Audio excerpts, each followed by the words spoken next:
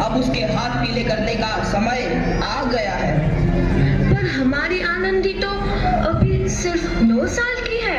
अभी तो उसके पढ़ने लिखने और खेलने कूदने के दिन हैं। देख पार्वती, लड़कियां पराया धन होती है और जितना जल्दी इन्हें घर से विदा कर दे उतना अच्छा है।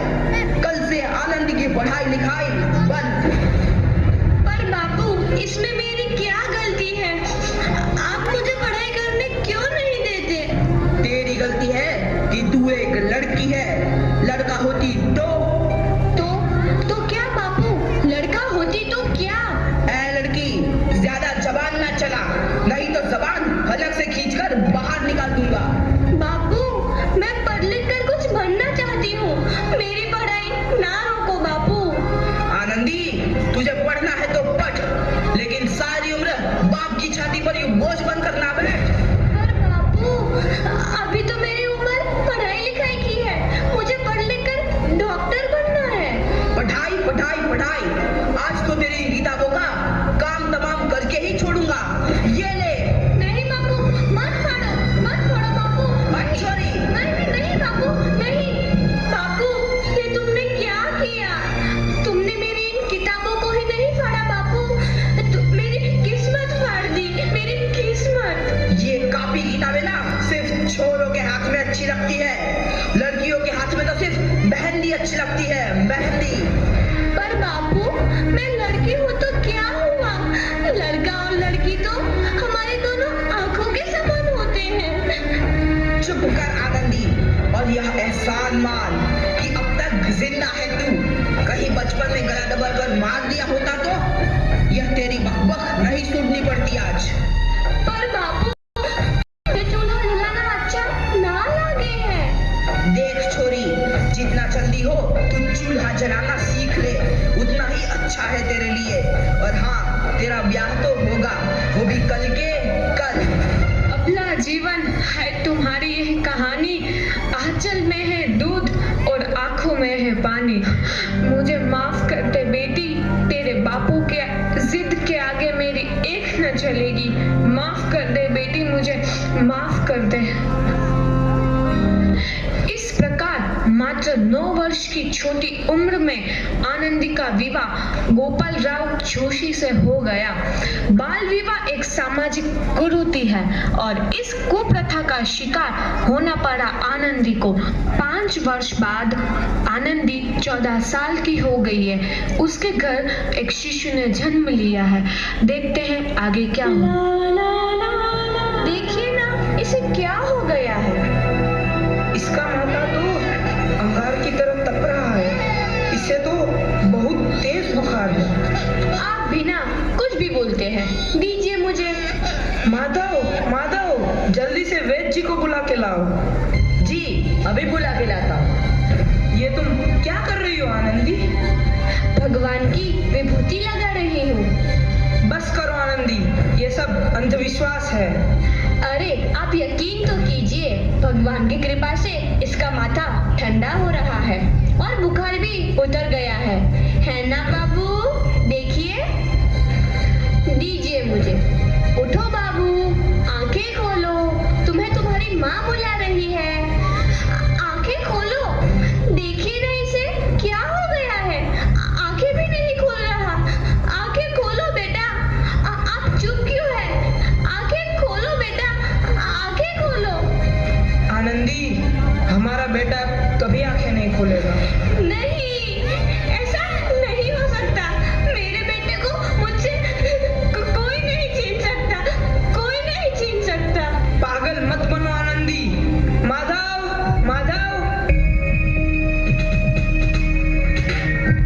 आनंदी, बंद करो ये पागलपन। भगवान ने मेरा बच्चा छीन लिया। भगवान ने नहीं, तुम्हारी अशिक्षा और अंधविश्वास ने तुम्हारा बच्चा छीना है। अगर तुम पढ़ी लिखी होती तो आज हमारा शिशु जीवित होता। तुम अनपढ़ थे आनंदी, अनपढ़। नहीं, अब मैं अनपढ़ नहीं रहूंगी मैं अनपढ़। मैं पढ़ूंगी ताकि कल किसी और आनंदी को इलाज के अभाव में अपना बच्चा ना खोना पड़े। शाबाश आनंदी, और यही तुम्हारे अपराध के लिए प्रायश्चित भी है। जब से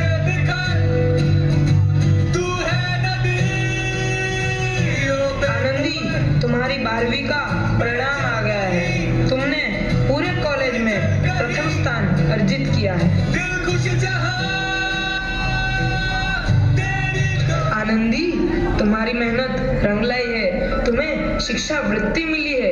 ये लो तुम्हारे अमेरिका जाने की टिकट। मुझे शिक्षा वृत्ति मिल गई, मैं अमेरिका जा रही हूँ। पर ये सब मैं अकेले कैसे कर पाऊंगी? दी, अपने आप को इतना कमजोर क्यों समझ रही हो? फिर इतना पढ़ने लिखने का क्या फायदा? तुम अभी गवार की गवार नहीं हूँ मैं अब गवार।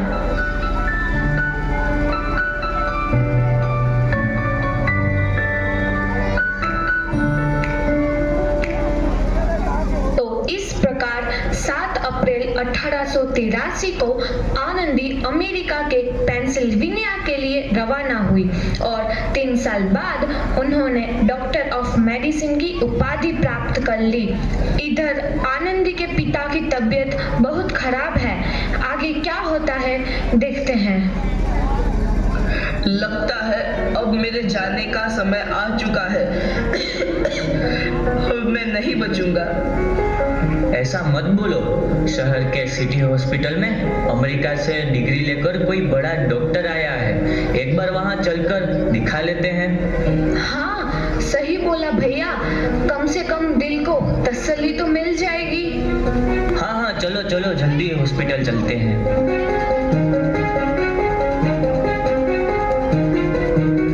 इस मरीज की हालत तो बहुत ही खराब है। कोई चमत्कार ही इसे बचा सकता है। ऐसा मत बोलो भाई, डॉक्टर साहब कब तक आ जाएंगे?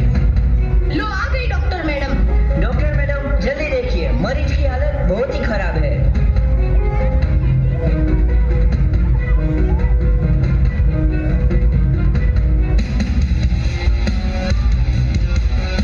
अब आप बिल्कुल ठीक हैं। मौत के मुंह से आपको बचाया है डॉक्टर मैडम ने। डॉक्टर साहब ने मुझे बचा लिया। मुझे मिलना है डॉक्टर साहब से। डॉक्टर साहब नहीं, डॉक्टर मैडम बोलो। डॉक्टर मैडम, उन्होंने ही तुम्हें जीवन दान दिया है। लो आ गई डॉक्टर मैडम, मिल लो उनसे। डॉक्टर मैडम, आपका बहुत बहुत धन्यवाद। आपने मेरी जान बचाई। इसके बदले में मैं गरीब भला आपको क्या दे सकता हूँ? वचन चाहिए मुझे कि कभी ये नहीं कहोगे कि लड़कियां कुछ नहीं कर सकती। वचन? ये कैसा वचन? अरे श्यामलाल, तुमने पहचाना नहीं? तुम्हारी बेटी आनंदी। आनंदी? मेरी बेटी आनंदी डॉक्टर? हाँ बापू, वही आनंदी जिसके लिए बचपन में तूने चूल्हा और दूल्हा के अलावा कुछ नहीं सोचा था। आनंदी, आनंदी मेरी बेटी, मुझे माफ कर दे। मैं तेरा गुनहगार हूँ बेटी। नहीं नहीं बापू, वही आनंदी जिसके हाथ पीले करके तुम उसकी सारी जिंदगी काला कर देना चाहते थे। माफ कर दे मुझे मेरी बच्ची, माफ कर दे। मैं तेरा अपराधी हूँ मेरी बच्ची, माफ कर दे। नहीं बापू, मैंने तो तेरा एहसान चुकाया है। याद है ना अपना एहसान जो बचपन में तुमने मुझ पर किया था? ताने सुना सुना कर जीते जी मार डाला था मुझको। अब बोल, और किस किस को मारेगा? आनंदी बेटी, मुझे माफ कर दे मेरी बच्ची। मैं तेरा गुनहगार हूँ। बापू, आपने ही तो बोला था किताबें सिर्फ बेटों के हाथ में अच्छी लगती है, बेटियों के हाथ में तो सिर्फ मेहंदी। बेटों और बेटियों में फर्क करना तो आंखों में फर्क करने समान है। एक का पढ़ना और दूसरे का ना पढ़ना सामाजिक अंधकार है बापू, सामाजिक अंधकार। उपकार मांगता हूँ मैं तुझ जैसी बेटी का, जिसने सारी उम्र मुझसे कुछ ना मांगा तो सिर्फ बराबरी का दर्जा। वरना सच तो यह है कि मैं तेरी माफी के लायक भी ना हूँ। मुझ जैसा बाप तेरी बराबरी कर सके, उसके मैं लायक भी ना हूँ मेरी बेटी, मैं लायक भी ना हूँ। अपने बापू को क्या माफ नहीं करोगी आनंदी? माफ कर दो आनंदी, माफ कर दो। सुबह का भूला यदि शाम को घर लौट आए तो उसे भूला नहीं कहते। बापू। तो इस प्रकार आनंदीबाई जोशी ने अपनी मेहनत और अटूट इरादे से न केवल भारत की पहली महिला डॉक्टर बनी, बल्कि आगे चल के उन लड़कियों के लिए सुनहरा रास्ता दिखा गई जो जीवन में कुछ करना चाहती थी।